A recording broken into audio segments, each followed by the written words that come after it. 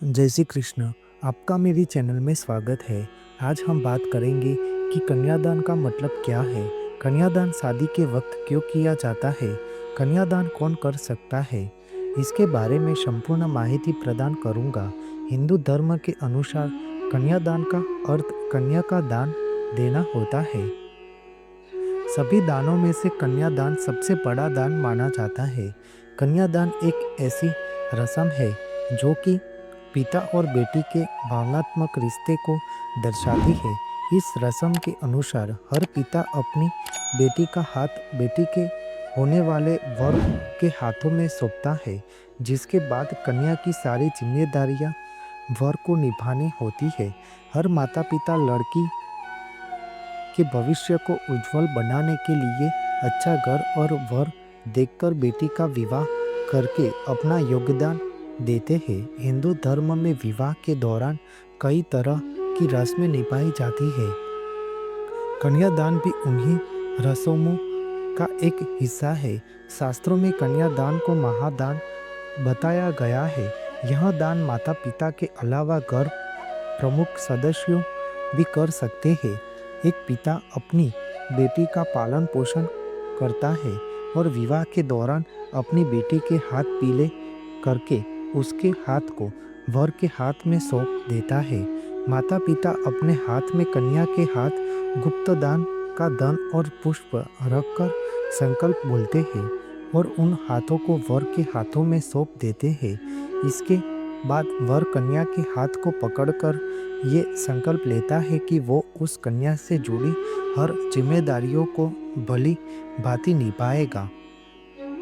कन्या के कुल गोत्र तब पितृ परंपरा से नहीं, पति परंपरा के अनुसार उनका जीवन आगे निर्वाह होगा।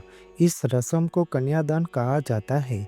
इस रस्म के जरिए एक पिता अपनी पुत्री की जिम्मेदारियों उसके पति के हाथों में सौंपकर उसके नए जीवन को बसाता है। कन्यादान के सही मायने भगवान श्री कृष्ण ने बताए हैं। श्री कृष्ण ने अब अर्जुन और सुभद्रा का गंधर्व विवाह करवाया था, तब बलराम जी ने उसका विरोध किया था।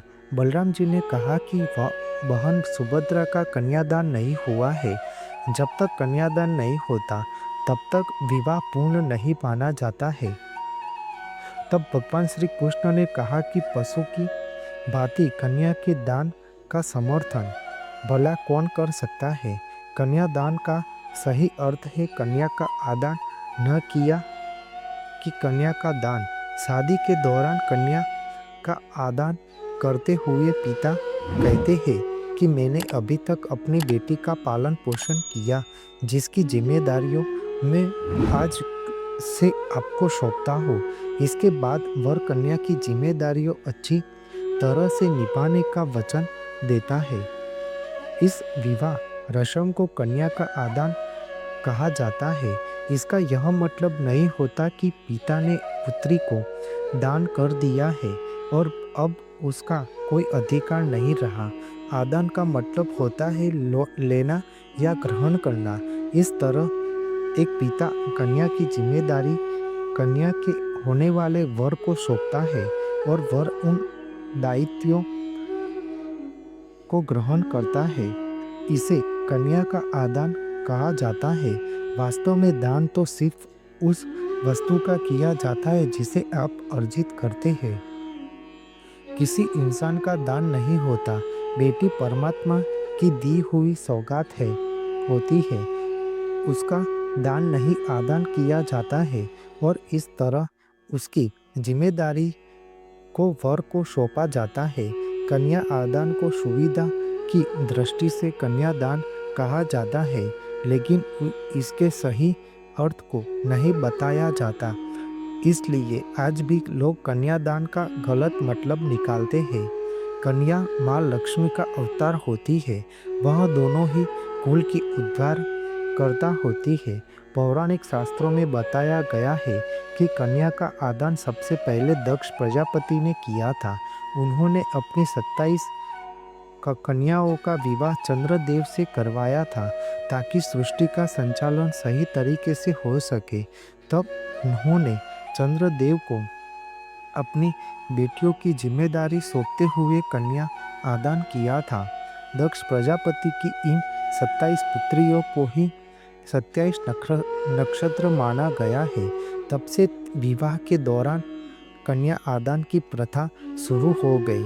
शास्त्रों में कन्यादान को महादान माना गया है, क्योंकि यह पिता और पुत्री के भावनाओं से जुड़ा हुआ है। कन्यादान के समय माता पिता को अपने दिल पर पत्थर रखकर दिल को कठोर करना पड़ता है।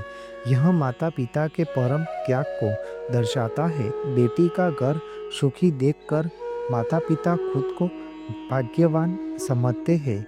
माता पिता के इस त्याग को सम्मान देते हुए शास्त्रों में महादान की श्रेष्ठ श्रेणी में कन्यादान को रखा गया है, जो सर्वश्रेष्ठ दान है। जिस घर में कन्या का जन्म होता है तो वह घर स्वर्ग बन जाता है। माता पिता के जीवन के अंत समय में भी उनका साथ नहीं छोड़ती, हर सुख दुख में साथ देती है और उनकी देखभाल करती है। आपको मेरी यह माहिती अच्छी लगी हो तो मेरे चैनल को लाइक, शेयर, कमेंट, सब्सक्राइब करें और बेल आइकॉन को दबाना ना भूलें। जय स्वामीनारायण।